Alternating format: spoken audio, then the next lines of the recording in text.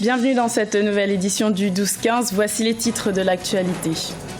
Au Soudan du Sud, le président Salva Kiir est revenu sur les récents affrontements de Juba. Ses forces armées auraient assuré la sécurité de son rival, le vice-président Riek Machar.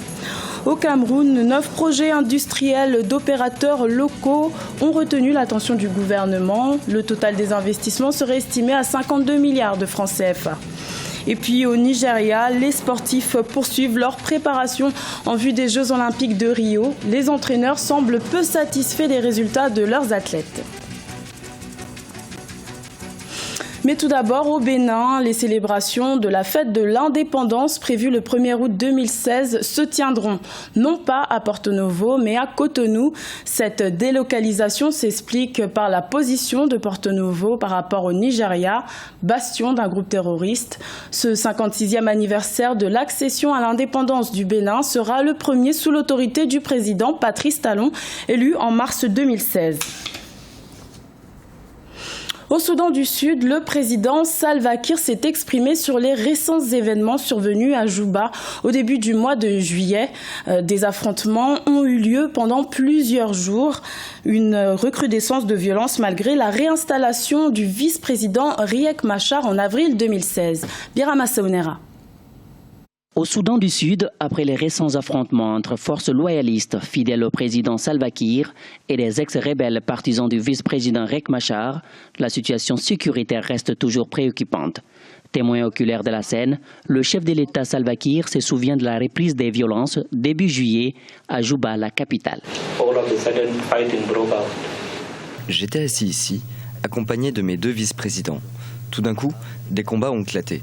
Ici, juste à l'extérieur de la clôture, des tirs nourris. Lorsque les coups de feu ont éclaté, le président Salva Kiir dit avoir protégé son vice-président Riek Machar contre les tirs sporadiques.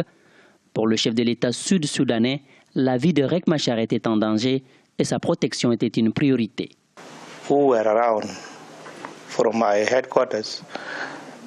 J'étais inquiet pour la vie de Riek Machar, parce que les officiers qui étaient autour de mon quartier général n'entretenaient pas de bonnes relations avec lui. Ils le regardaient avec beaucoup d'hostilité, et si je n'étais pas resté vigilant, ils l'auraient tué. Mais je les ai tous mis en garde, et dès que je voyais qu'ils semblaient trop agressifs, je leur faisais un signe du doigt pour qu'ils se calment. Le 11 juillet 2016, un cessez-le-feu a été décrété par le président Salva Kiir, mais la crise demeure inquiétante pour les populations et les organismes internationaux.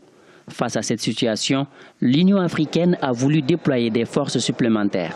Cependant, le gouvernement du Soudan du Sud a fait savoir qu'il n'était pas prêt à recevoir d'autres soldats de l'ONU en dehors des effectifs actuels de la MINUS, évalués à 12 500 soldats. Également dans l'actualité, en bref, en Afrique du Sud, le parquet a annoncé ce jeudi 21 juillet qu'il comptait faire appel de la condamnation à 6 ans de prison d'Oscar Pistorius pour demander une peine plus sévère.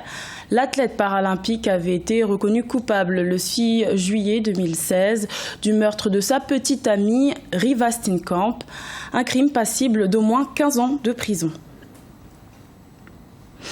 Au Cameroun, le gouvernement a déclaré éligibles 9 projets industriels présentés par des opérateurs économiques locaux. Ces projets ont bénéficié des avantages prévus par la loi d'avril 2013 portant sur l'incitation à l'investissement privé dans le pays. 52 milliards de francs CFA d'investissement devraient être engagés. Un reportage de notre correspondante au Cameroun, Viviane Bauken.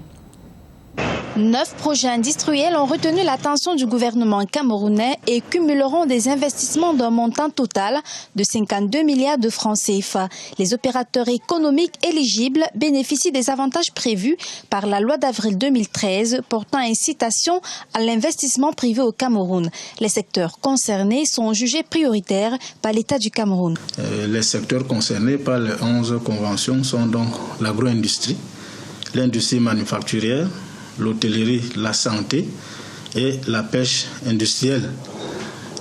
Des secteurs, ça c'est ce que nous croyons, des secteurs prioritaires identifiés par le gouvernement comme étant des niches de croissance pour conduire notre pays inexorablement sur la voie de l'émergence. Tous ces projets pilotés conjointement par l'Agence de promotion des investissements et l'Agence de promotion des petites et moyennes entreprises faciliteront la création des emplois. L'objectif ici est de lutter contre la pauvreté. L'objectif du chef de l'État à travers la loi de 2013 est, entre autres, de lutter plus efficacement contre la pauvreté par la création des emplois pour les jeunes, de manière à résorber le chômage et créer ainsi la valeur ajoutée. Et ces nouvelles conventions, d'un montant prévisionnel d'investissement de plus de 52 milliards, vont permettre la création d'environ 2014 emplois. Selon les statistiques de l'Agence de promotion des investissements, avant la signature de cette nouvelle vague de conventions, 66 entreprises avaient déjà été déclarées éligibles au bénéfice des avantages prévus par la loi d'avril 2013 pour un niveau d'investissement projeté à environ 893 milliards de francs CFA. Au Nigeria, les athlètes se préparent en vue des Jeux Olympiques de Rio qui se tiendront du 5 au 21 août 2016. Et à quelques semaines de la compétition, les entraîneurs s'inquiètent. Le niveau des sportifs nigérians ne serait pas celui escompté et tous les espoirs semblent désormais tourner vers l'équipe nationale de football. Oumou Kalsoumba et Siamlo Victoria Sidji.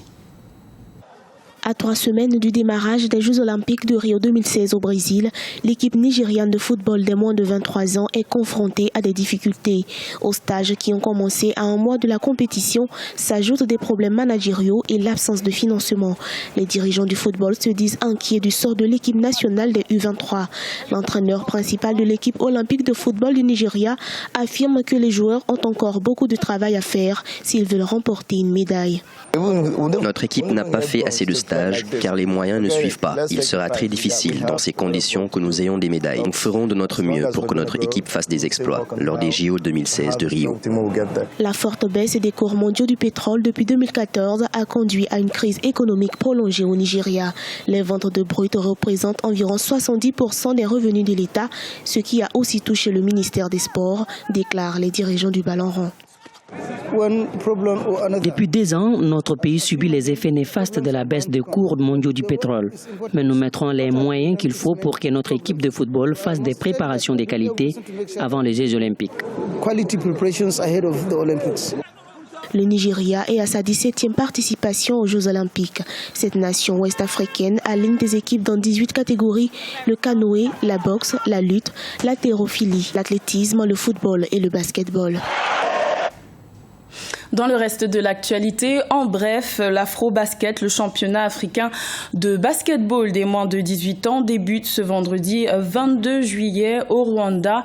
Jusqu'au 31 juillet, 12 équipes du continent s'affronteront pour tenter de remporter cette compétition et de se qualifier pour le championnat du monde de cette catégorie qui se déroulera en Égypte en 2017. C'était le journal de la rédaction. Merci de l'avoir suivi. L'information continue sur Africa 24.